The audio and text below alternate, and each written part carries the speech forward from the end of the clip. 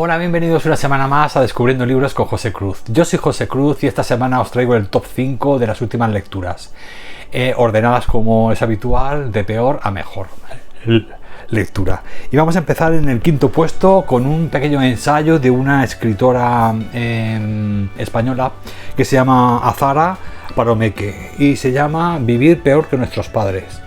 Este es un ensayo que es de muy reciente publicación. A ver que tiene aquí el punto de página. A ver, creo que está publicado, sí, efectivamente, ahora en el 2023. Y es una nueva línea dentro de Anagrama que se llama Nuevos Cuadernos Anagrama.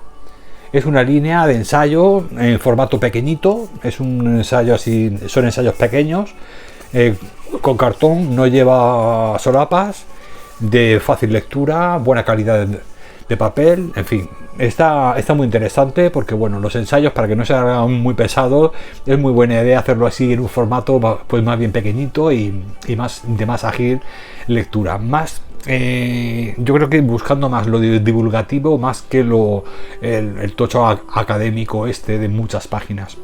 Así que bueno, me parece una idea muy interesante también pues para inducirnos un poco, invitarnos a leer algo más de ensayo entre grandes lecturas de ficción, que bueno, que está muy bien, es una idea muy buena. Y luego creo que aquí detrás, no sé dónde había visto una lista con todos los que han publicado hasta ahora. Bueno, han publicado bastantes, aquí hay una listita pues con todos los que han publicado así más recientes, llevan ya 43, más 44, o sea que, y bueno, y he visto por aquí uno de Alessandro Barico, que es un ensayo de Alessandro Barico, o sea que ese luego le echaré un vistacillo a ver qué tal. Bueno, pues este ensayo, bueno, como dice su título, Vivir peor que nuestros padres, es un análisis que hace esta autora, que es una chica que suele escribir bastante en El País y en otros medios de comunicación. Yo creo que es periodista. Y bueno, y ya os digo, es un ensayo que está muy bien escrito y el Danza aporta muchos datos, que es lo que más me ha gustado de este ensayo. Nos habla de la brecha generacional que ha existido entre la generación boomer y la generación millennial, es decir, los boomers, los nacidos a partir de los 60, 70, que tuvieron que enfrentarse a las duras condiciones laborales del neoliberalismo, pero que incluso luchando contra esas políticas antipopulares, había mucho trabajo, es decir, que a pesar, les costó mucho salir adelante, pero pudieron comprarse su piso, pudieron ahorrar un poquito, pudieron tener hijos, pudieron tener una vida más o menos estable, ¿no? Sin embargo, luego llega la generación millennial, ya los nacidos en los 90, 2000, ya a partir de esa generación se encuentran con un panorama laboral y económico pues muy distinto. Ya no hay trabajo, el trabajo se ha ido de España o de todos los países occidentales a China. Bueno, ya empezó antes de irse a China, ya empezó el desmantelamiento de la industria pública en los 90 en España, en los 80, 90 cuando empezaron las políticas neoliberales. Y bueno, pues ahora nos hace como una comparación entre la generación boomer, que son los que ahora tienen 50 años, 40, 50, 60 años, y los que hoy tienen pues 30, a 30 años, 30, 35 o 40 años. Entonces, pues bueno, estos han llegado ahora, ya no hay trabajo, es muy difícil encontrar un empleo estable, todo es precariedad, todo es aprovecharse del trabajador, pero no hay estabilidad laboral, todo empleos muy temporales. Y luego el cambio climático, crisis climática, también ha venido a añadirse en la crisis financiera del 2008, en la guerra de Ucrania, en la crisis energética, falta del petróleo, de gas, Entonces, bueno, esta nueva generación, esta autora nos hace aquí una especie como de comparación de cómo vivían los boomers a cómo viven ahora los millennial y cómo se ha retrocedido en todos los aspectos, sobre todo en el laboral y en el tema laboral y en el económico, ¿no? O sea, el poder construir tu casa, el comprarte tu piso, independizarte a una edad adecuada, etcétera. Entonces, pues bueno, es un ensayo que ya os digo, que nos hace como una radiografía, como un pequeño análisis, pues de eso, del gran cambio. Esta chica estaba en los Estados Unidos y volvió hace poco, ¿no? No sé si estaba trabajando allí o estaba haciendo su tesis. Entonces, cuando volvió aquí a España, pues claro, vio cómo estaba el panorama y decidió, antes de empezar a buscar trabajo y a organizar su vida aquí otra vez en España, decidió escribir un ensayo de cosas que a ella se le iban ocurriendo, de todas las dificultades que ella ha tenido en el terreno laboral. Entonces, pues él ha escrito este ensayo, donde por primera vez desde hace muchos años las generaciones, los hijos en la actualidad viven peor que los padres, cuando siempre ha sido lo contrario. Los hijos siempre vivían un poquito mejor que los padres, porque íbamos avanzando, ¿no? En el desarrollo y en el avance, ¿no? En el ahorro, en el trabajo.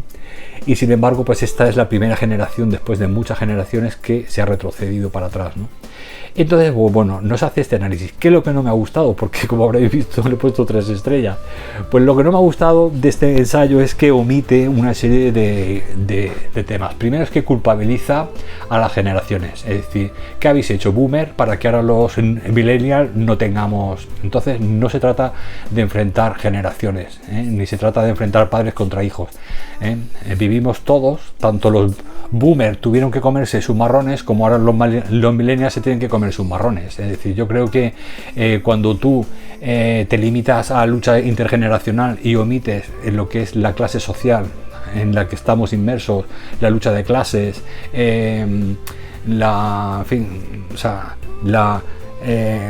los medios de producción, pues siempre están en manos de una parte de la sociedad, no está en manos de toda la sociedad. Por lo tanto, todos estamos un poco aquí a ver si nos buscamos la vida, sean millennials, sean boomers, sean quien sea.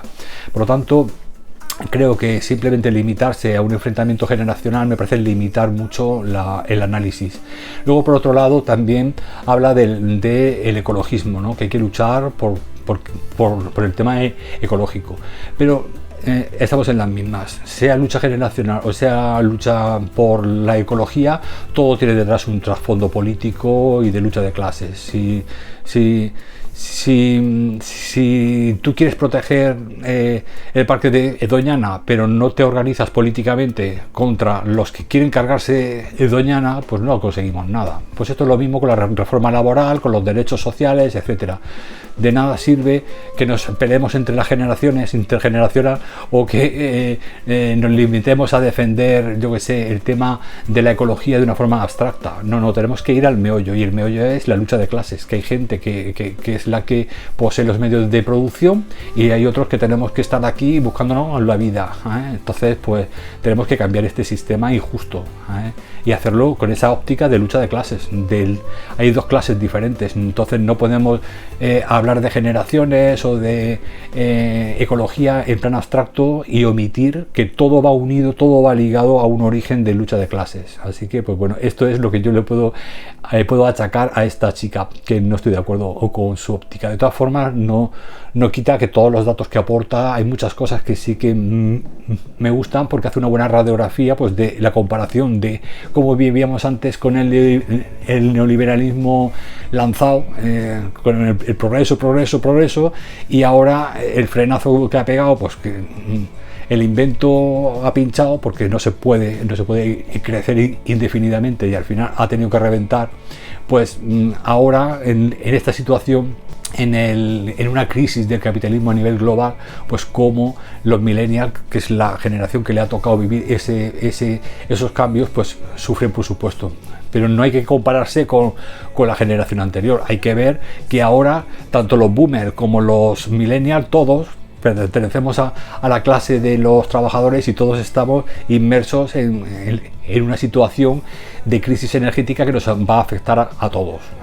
Así que, pues bueno, creo que ya os digo que me parece una parte muy interesante el tema del análisis que hace de la diferencia entre los boomers y los millennials, cómo ha habido esa evolución histórica siempre inmersa dentro también de de la evolución y la decadencia del neoliberalismo, pero ya os digo que le falta la otra parte, el vincular esos cambios generacionales o estos cambios de lucha ecologista, nunca desvincularlos del tema de las clases sociales, que eso me parece muy importante, porque no somos todos ciudadanos, no, están los ciudadanos que tienen las propiedades y los que no tenemos nada, los que gobiernan y los que somos gobernados, los que toman decisiones y los que asumimos las consecuencias, y eso ha sido de toda la vida así.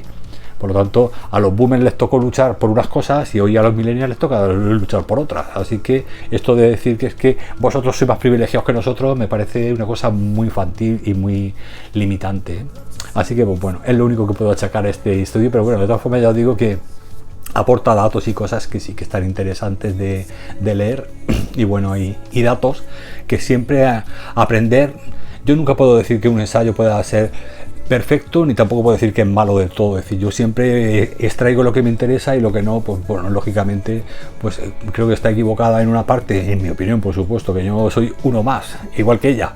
Pero bueno, yo pienso que hay una parte que no me interesa, la desecho y cojo la parte que sí que me interesa. Así que pues nada, aquí os traigo Vivir peor que nuestros padres. Bueno, en cuarto puesto y también con 3 estrellas os traigo una novela policíaca de 113 páginas, es cortita, de un autor que suele hacer pues eso, policíaca así muy fresquita, muy rápida, muy sencilla, que se llama Val McDermid y el libro es Delito en la piel. Bueno, Delito en la piel lo leí en papel, pero lo he regalado ya, y bueno, es un libro en el que se encuentra el cadáver de un niño, y este niño bueno, parece ser que ha muerto en un incendio provocado. Este niño parece ser que es el hijo de un mafioso muy importante, Farrell, y este hombre Farrell se encuentra también, pasa el tiempo y se encuentra también su cadáver flotando en un lago con el cuerpo tatuado. Bueno, pues el Andy, que es el policía, pues nada, ya estaba en la investigación, pero viendo que no solamente ha muerto Farrell, sino también los compinches de su banda mafiosa, pues ya se da cuenta de que ahí puede haber una guerra de bandas. Y bueno, si sumergirá en ese mundo mafioso, habrá mujeres fatales, habrá enemigos que lo quieren engañar, el hampa oscura, etcétera. Y bueno, pues es una novela típica del género, muy fresquita, muy rápida, con mucha acción, donde pues bueno, el protagonista es el policía y tiene que estar ahí, pues eso, intentando indagar solamente, o sea, desde la muerte del niño, su padre y todos los acólitos de su padre, ¿no? Y se verá metido en una guerra de bandas y tendrá que investigar el tema. La novela, ya os digo, es muy cortita, 113 páginas, es muy amena y es pues ideal para leer ahora en verano. No busquéis tampoco una gran novela ni novela negra, ni profundidad en personajes, ni nada, vamos. Simplemente es una novelita así policíaca para leer en verano y leer una sola vez y ya está. Bueno, en tercer lugar, y ya con 4 estrellas, os traigo La bailarina, del escritor japonés Ogai Mori. Bueno, La bailarina es un relato cortito de 80 páginas que bueno, que me ha gustado mucho, la verdad. Y sí que os lo recomiendo mucho, por eso le he puesto las 4 estrellas.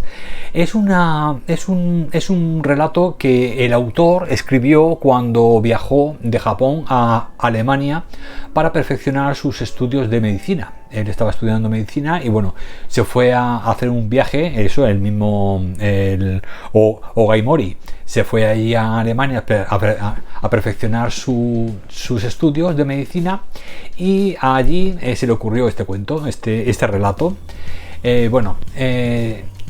Nos habla de un protagonista que efectivamente igual se traslada, viaja de Japón en lugar de Alemania a Prusia.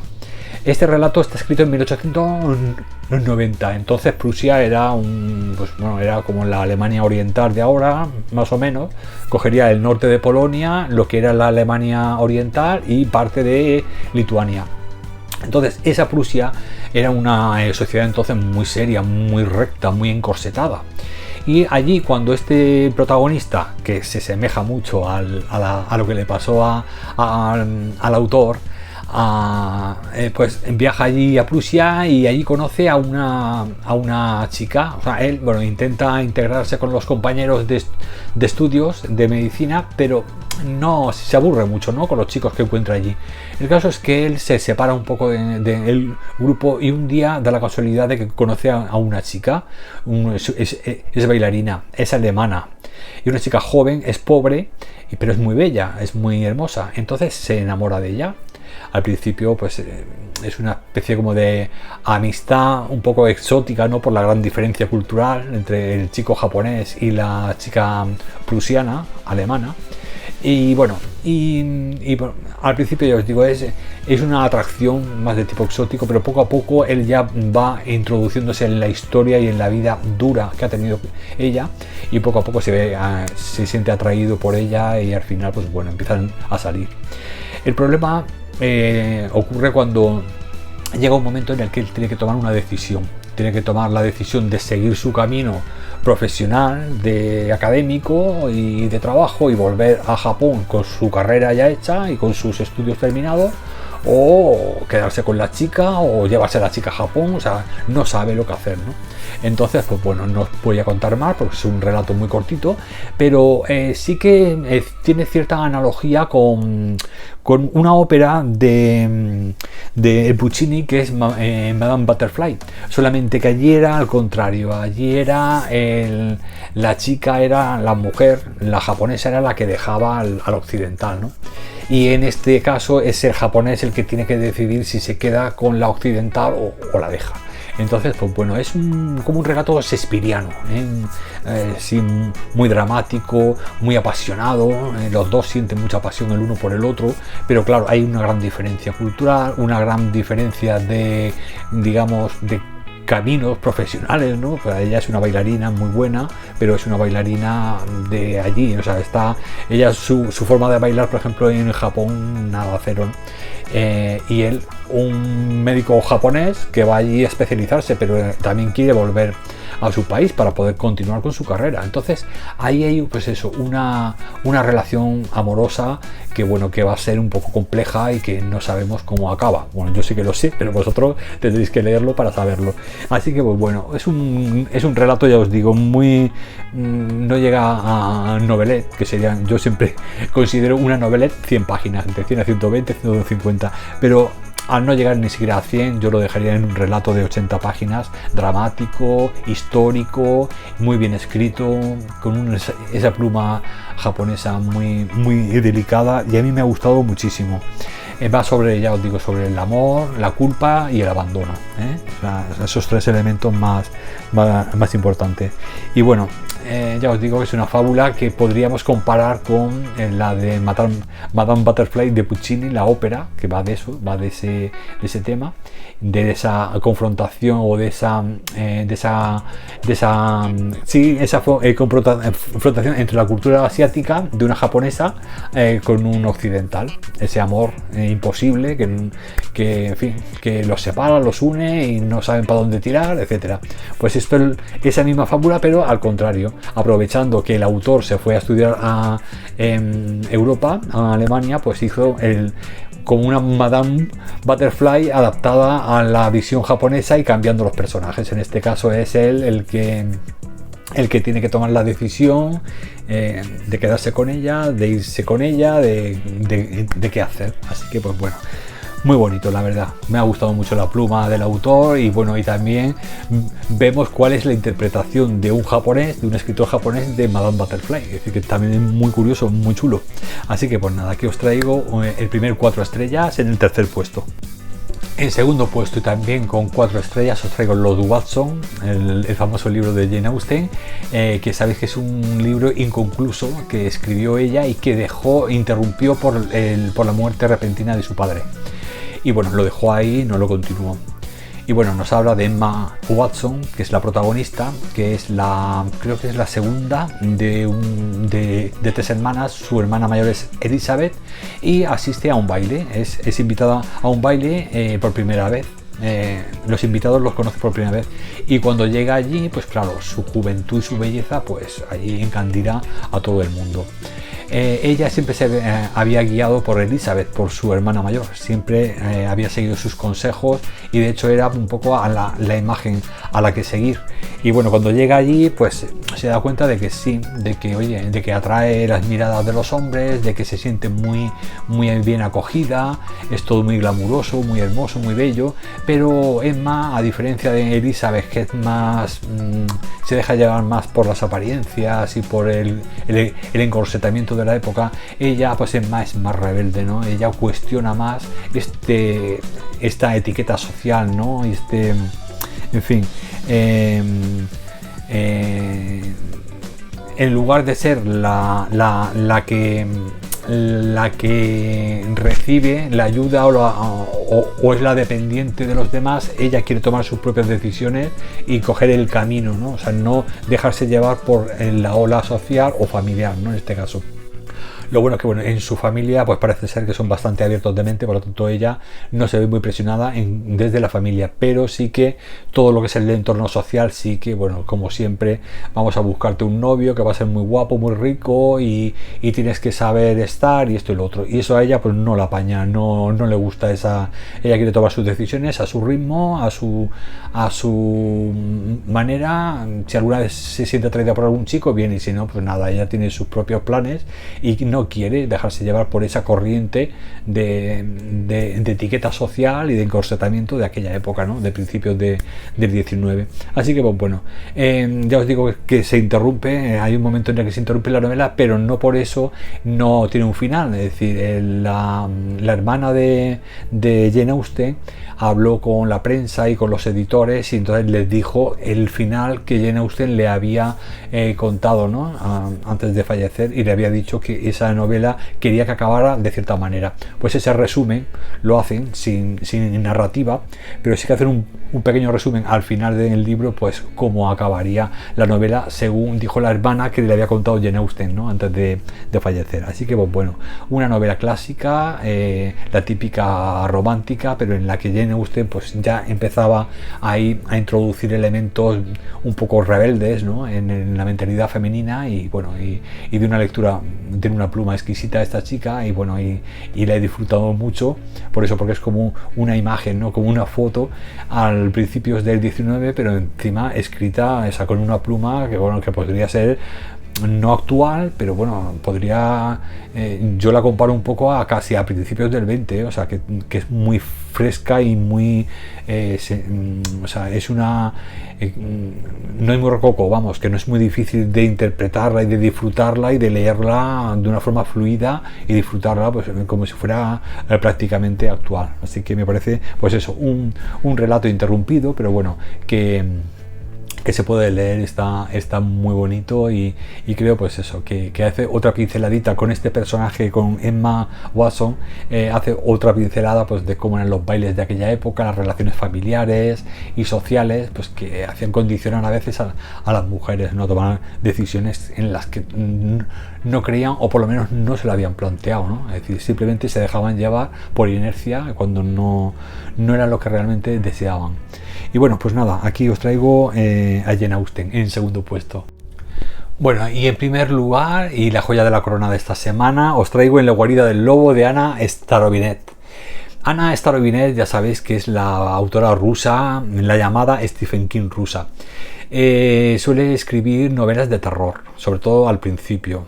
Luego escribió una hace poquito también un poco autobiográfica con un aborto de urgencia que tuvo que sufrir, y luego ha empezado a ha estado escribiendo también novelas infantiles. Yo os dije que este libro, que parecía una fábula, ¿no? Donde los animales hablan y toman decisiones en un entorno que se llama bosque cercano y bosque lejano. pues que parecía infantil, pero que no, que con Anna Starobinets no podías estar seguro, porque como suele ser una autora que ya os digo que escribe mucho terror. Pero bueno, que va, es de niños, es una fábula infantil preciosa, muy bonita, y me ha sorprendido, la verdad, cómo puede la misma autora escribir novelas tan terroríficas como las de Ícaro, o aquella que os traje. Bueno, os he traído ya un par de novelas de ella, no me acuerdo ahora mismo cómo se llamaba la otra, os pondré la portadita por ahí. Pero como en estas primeras novelas de terror, vamos, eran tremendas, y de repente te saca una fábula de estas tan bonita de infantil. De hecho, no solamente esta, sino he visto que ha publicado otras. Por ejemplo, de Gatlandia, Gatlántida, es otra novela que se ve que ha publicado con la misma editorial, que se llama Espiral Ediciones. Y bueno, y creo que eso, que está haciendo como una línea de cuentos infantiles para niños preciosos. Bueno, pues ya os digo, es una novela de detectives en los que encuentran al señor. Hay restos del señor al conejo, ¿no? Que se lo han comido. Y claro, en bosque lejano, que es donde se desarrolla todo, no se pueden comer los unos a los otros, está prohibido. Entonces, claro, el señor Tejón, que es el detective, tiene que investigar junto a su acompañante y ayudante Gatejón, que realmente es un gato, pero se maquilla de Tejón porque es el hijo de Tejón, pero claro, es el hijo adoptivo. Entonces, para que se parezca, se tiene que maquillar para parecerse a un Tejón. Y no le gusta que le llamen gato. Entonces, claro, es un gato disfrazado de Tejón, Gatejón. Y es muy gracioso, la verdad. Y bueno, aquí pues vemos a los búhos abogados, vemos a la señora al conejo, hay al señor Zorro, que es el dueño del bar. Hay muchos personajes muy interesantes, muy simpáticos, cada uno con su personalidad, su carácter, y está muy bonito. Y además lo más bonito de este libro, que no me había dado cuenta, es que está ilustrado. Tiene unas ilustraciones muy bonitas, creo que están. Bueno, no solamente a principios de capítulo, sino por todo el libro, y la verdad es que es muy mono, la verdad. Tiene unas imágenes preciosas, las letras son grandes, o sea que también está un poco pues dirigido al lector juvenil e infantil. Y bueno, pues ya os digo, o sea, todos los capítulos se inician con una ilustración y luego por ahí va salpicada. Y se hace, pues ya os digo, una novela muy amena, tiene su misterio, tiene su cosilla al estilo Agatha Christie, ahí con sus investigaciones y sus cosas, y incluso al final tiene su giro final también, o sea que está muy bien. O sea que ya os digo que está hecha tanto para adultos como para niños. Por lo tanto, cuando está hecha para adultos y para niños, ¿qué hay que hacer? Pues leérselo a un niño, que un adulto se lo lea al niño despacito y esperando preguntas, que te acribillarán a preguntas. Pero bueno, aquí como está hecho para los juveniles, para los chicos jóvenes y para los niños, lo va explicando todo muy pasito a pasito, o sea que está muy bien hecho, muy adecuado para la gente de, pues eso, para niños de 10 años, 8 o 10 años, lo van a entender perfectamente. Y ya os digo, la típica novela infantil ideal para que un adulto se lo lea a sus hijos y va a disfrutar mucho con esos personajes animales, con esos métodos deductivos del señor Tejón, que una vez se equivoca, otra vez va hilando, va cogiendo datos de uno de otro y va él indagando, y su hijo Gatejón hace pues como si fuera el doctor Watson. El Tejón es como si fuera el Sherlock Holmes, y el Gatejón, su hijo, es como si fuera el Watson, su ayudante, ¿no? Así que pues, bueno, es una novela, un cuento infantil precioso, y que os recomiendo mucho. Si tenéis hijos, más todavía. Pero bueno, ya os digo que aunque no tengáis hijos podéis leerlo los adultos igual, porque a mí me gusta a veces, de vez en cuando, leer algo así infantil, como que te, no sé, te transporta a tu infancia. Y ya, claro, es que llega un momento en el que lo adulto, hay veces en los que ya no sé, no nos deja descansar. Cosas de terror, ciencia ficción, esto, lo otro. Si no estamos metidos en la ciencia, estamos metidos en un crimen, o estamos metidos en rollos políticos, o estamos metidos, ya de vez en cuando necesitas un respiro, tomarte un Kit Kat, coger una lectura de estas bonitas, preciosas, que no tiene ningún tipo de ningún tipo de doble sentido ni nada, y disfrutarla y ya está, y desconectar. O sea, que esto es una maravilla. Me gusta, o sea, este libro yo lo veo para las noches de invierno, ahí con la lluvia, ahí flojita, escuchándose, y se lo va leyendo un niño.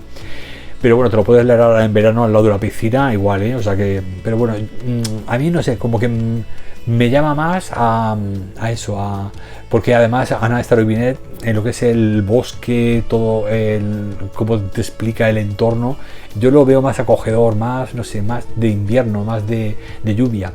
Pero bueno, ya os digo que os lo podéis leer en cualquier momento. Además, no es muy largo, tiene 100 páginas, 108 páginas, y bueno, lo leéis en un día, así que está muy bonito. Este es mi joya de la corona de esta semana, y ya os digo, un cuento infantil precioso, pero ya os digo que tiene ahí su tramita de investigación deductiva, y con sus detectives, animalitos, y muy chulo, muy chulo. Y además, muy gracioso, tiene como un humor negro, porque ella, claro, Ana Esther Binet, que viene del terror, tiene su puntico de humor negro, y cada tipo de animal está muy bien, cada especie de animal está muy bien elegida, y tiene su porqué, y está todo el rato soltando ahí cositas, como no sé, como frases que te tienen con la sonrisita puesta, ¿no?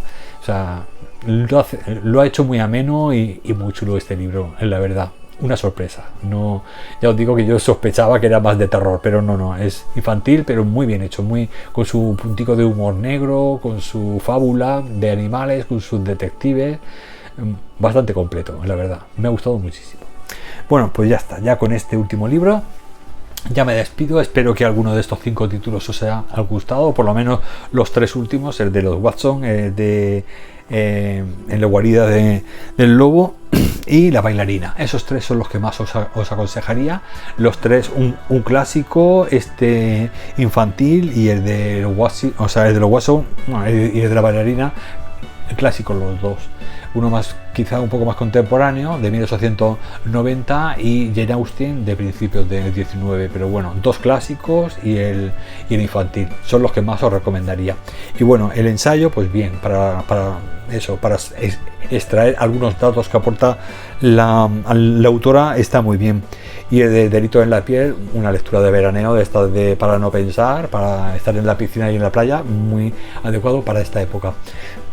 Y bueno, y con esto ya me despido. Espero, ya os digo, que os haya interesado alguno de estos títulos. Nos vemos la semana que viene. Os deseo una semana maravillosa de lecturas, y que disfrutéis de este verano caluroso aquí en España, y donde estéis con frío, pues bueno, abrigaros bien, que bueno, que no quiero que os resfriéis. Venga, muchas gracias una semana más por estar aquí, y hasta la semana que viene, lectores. Un abrazo.